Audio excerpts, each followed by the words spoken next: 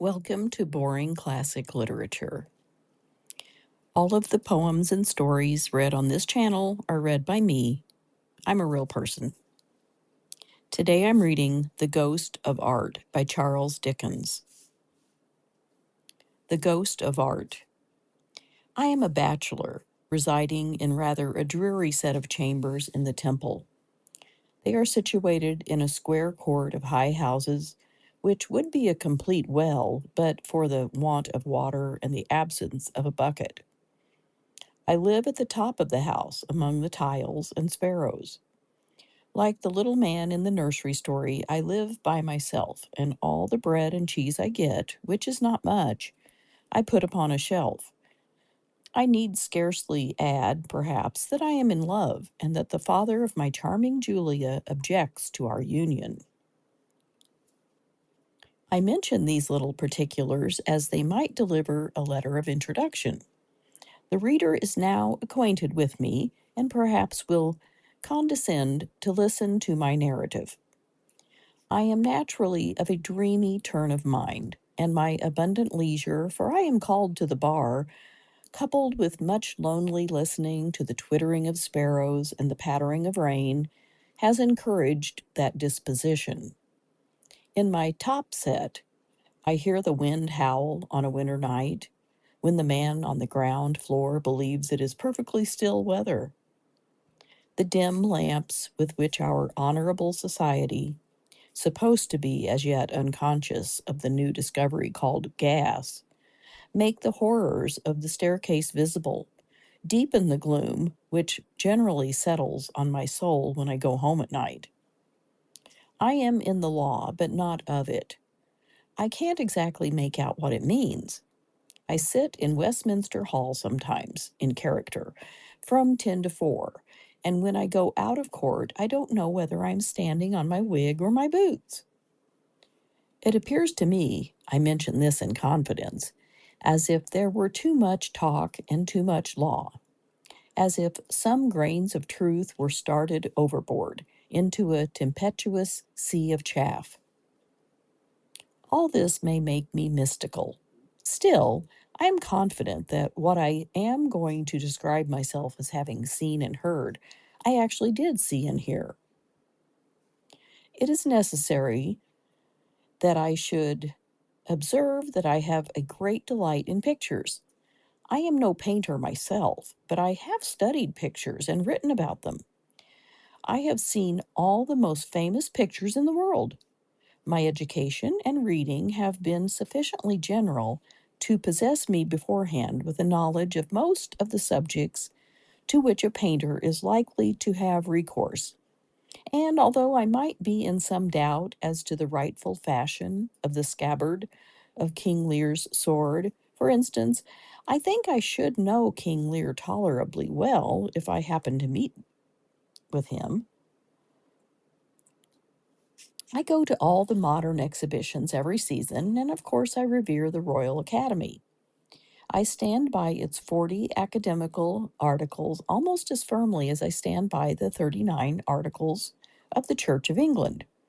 I am convinced that in neither case could there be, by any rightful possibility, one article more or less. It is now exactly 3 years. 3 years ago this very month, since I went from Westminster to the Temple one Thursday afternoon in a cheap steamboat. The sky was black when I imprudently walked on board. It began to thunder and lighten immediately afterwards, and the rain poured down in torrents. The deck seemed to smoke with the wet. I went below. But so many passengers were there, smoking too, that I came up again, and buttoning my pea coat, and standing in the shadow of the paddle box, stood as upright as I could, and made the best of it. It was at this moment that I first beheld the terrible being who is the subject of my present recollections. Standing against the funnel, apparently with the intention of drying himself by the heat as fast as he got wet, was a shabby man in threadbare black, and with his hands in his pockets, who fascinated me from the memorable instant when I caught his eye. Where had I caught that eye before? Who was he? Why did I connect him all at once with the Vicar of Wakefield, Alfred the Great, Gil Blas, Charles II, Joseph and his brethren, the Fairy Queen, Tom Jones, the Decameron of Boccaccio, Tam O'Shanter, the marriage of the Doge of Venus with the Adriatic, and the Great Plague of London? Why, when he bent one leg and placed one hand upon the back of the seat near him, did my mind associate him wildly with the words, Number 142, Portrait of a Gentleman? Could it be that I was going mad?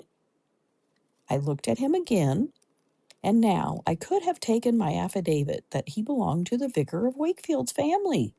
Whether he was the vicar, or Moses, or Mr. Burchill, or the squire, or a conglomeration of all four, I knew not. But I was impelled to seize him by the throat and charge him with being, in some fell way, connected with the primrose blood. He looked up at the rain, and then, oh heaven, he became St. John. He folded his arms, resigning himself to the weather, and I was frantically inclined to address him as the spectator, and firmly demand to know what he had done with Sir Roger de Coverley. The frightful suspicion that I was becoming deranged returned upon me with redoubled force. Meanwhile, this awful stranger, inexplicably linked to my distress, stood drying himself at the funnel, and ever as the steam rose from his clothes, diffusing a mist around him, I saw through the ghostly medium all the people I have mentioned and a score more, sacred and profane. I am conscious of a dreadful inclination that stole upon me, as it thundered and lightened, to grapple with this man or demon and plunge him over the side. But I constrained myself, I know not how, to speak to him, and in a pause of the storm I crossed the deck and said, What are you? He replied hoarsely, A model. A what? Said I. A model, he replied. I sets to the profession for a bob an hour. All through this narrative I give his own words, which are indelibly imprinted on my memory. The relief which this discourse gave me, the exquisite delight of the restoration of my confidence in my own sanity, I cannot describe. I should have fallen on his neck, but for the consciousness of being observed by the man at the wheel. You then, said I, shaking him so warmly by the hand that I wrung the rain out of his coat cuff, are the gentleman whom I have so frequently contemplated in connection with a high-backed chair with a red cushion and a table with twisted legs. I am that model, he rejoined moodily, and I wish I was anything else. Say not so, I returned. I have seen you in the society of many beautiful young women, as in truth I had, and always, I now remember, in the act of making the most of his legs. No doubt, said he, and you've seen me along with warses of flowers and any number of table knives and antique cabinets and worrisome gammon. Sir, said I. And worrisome gammon, he repeated in a louder voice. You might have seen me in armor, too, if you had looked sharp. Blessed if I hadn't stood in half the suits of armor as ever came out of Pratt's shop and sat for weeks together, eating nothing out of half the gold and silver dishes as has ever been lent for the purpose of Astorces and Mortimerses and Gardases and Davenportses. Excited as it appeared by a sense of injury, I thought he would never have found an end for the last word, but at length it rolled sullenly away with the thunder. Pardon me, said I, you are a well-favored, well-made man, and yet, forgive me, I find, on examining my mind, that I associate you with, that my recollection indistinctly makes you, in short, excuse me, a kind of powerful monster. It would be a wonder if it didn't, he said. Do you know what my points are? No, said I. My throat and my legs, said he. When I don't set for a head, I mostly sets for a throat and a pair of legs. Now, granted, you was a painter and was to work at my throat for a week together, I suppose you'd see a lot of lumps and bumps there. That would never be there at all if you looked at me complete instead of only my throat, wouldn't you? Probably, said I, surveying him. Why, it stands to reason, said the model. Work another week at my legs and it'll be the same thing. You'll make 'em out as knotty and as knobby at last as if they was the trunks of two old trees. Then take and stick my legs and throw it onto another man's body, and you'll make a regular monster. And that's the way the public gets their regular monsters every first Monday in May when the Royal Academy exhibition opens. You are a critic, said I, with an air of deference. I'm in an uncommon ill humor, if that's it, rejoined the model with great indignation, as if it weren't bad enough for a bob an hour for a man to be mixing himself up with that there jolly old furniture that one'd think the public who'd known the weary nails in by this time, or to be putting on greasy old hats and cloaks and playing tambourines in the Bay of Naples with Vesuvius a smoking according to pattern in the background and the wines a barren wonderful in the middle distance, or to be unpolitely kicking up his legs among a lot of old gals, with no reason whatever in his mind but to show 'em, as if this weren't bad enough, I'm to go and be thrown out of employment, too. Surely no, said I. Surely yes, said the indignant model, but I'll grow one. The gloomy and threatening manner in which he muttered the last words can never be effaced from my remembrance. My blood ran cold. I asked myself, what was it that this desperate being was resolved to grow? My breast made no response. I ventured to implore him to explain his meaning. With a scornful laugh, he uttered this dark prophecy: I'll grow one, and mark my words, it shall haunt you. We parted in the storm after I had forced half a crown on his acceptance with a trembling hand. I conclude that something supernatural happened to the steamboat as it bore his reeking figure down the river, but it never got into the papers. 2 years elapsed, during which I followed my profession without any vicissitudes, never holding so much as a motion, of course. At the expiration of that period, I found myself making my way home to the temple one night in precisely such another storm of thunder and lightning as that by which I had been overtaken on board the steamboat, except that this storm, bursting over the town at midnight, was rendered much more awful by the darkness and the hour. As I turned into my court, I really thought a thunderbolt would fall and plow the pavement up. Every brick and stone in the place seemed to have an echo of its own for the thunder. The waterspouts were overcharged, and the rain came tearing down from the housetops as if they had been mountain tops. Mrs. Parkins, my laundress, wife of Parkins the porter, then newly dead of a dropsy, had particular instructions to place a bedroom candle and a match under the staircase lamp on my landing, in order that I might light my candle there whenever I came home. Mrs. Parkins invariably disregarding all instructions, they were never there. Thus it happened that on this occasion I groped my way into my sitting room to find the candle and came out to light it. What were my emotions when, underneath the staircase lamp, shining with wet as if he had never been dry since our last meeting, stood the mysterious being whom I had encountered on the steamboat in a thunderstorm 2 years before. His prediction rushed upon my mind, and I turned faint.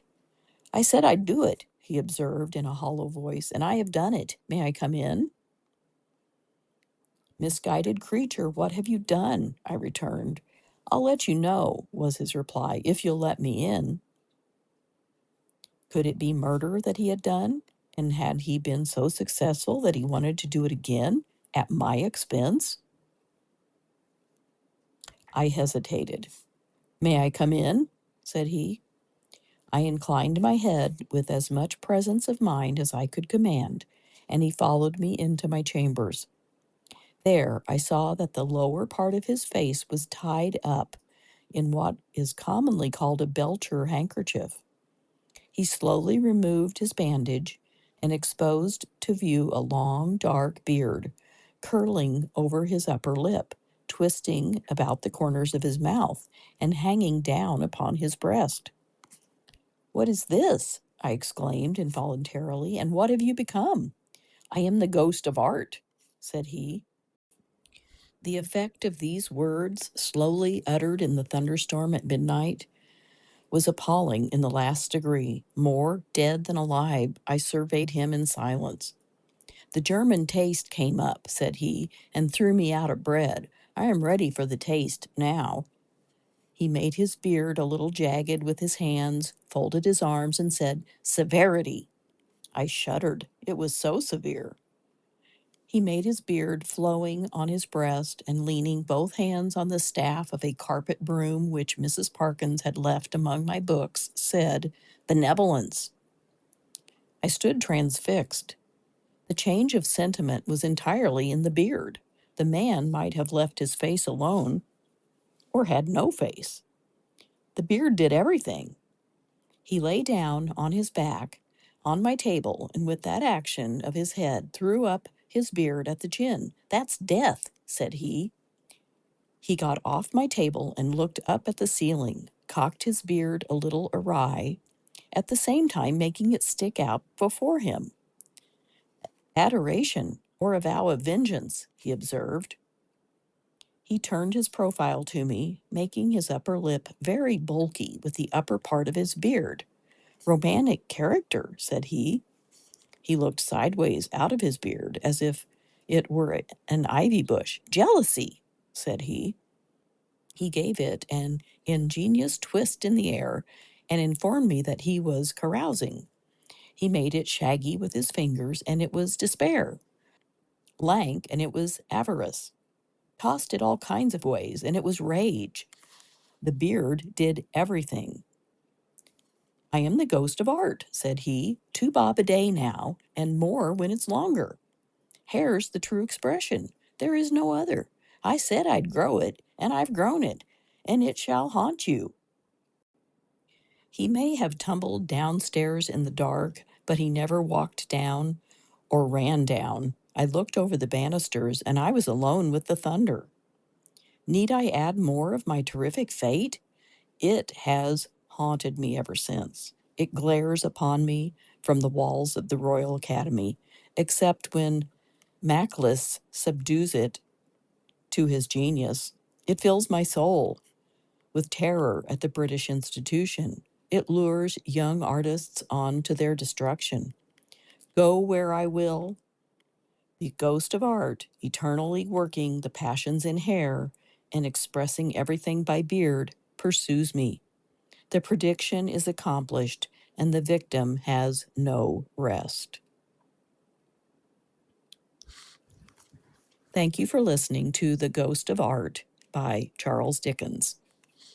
If you liked this video, please give it a like and subscribe to the channel. It helps me out to bring you more content like this.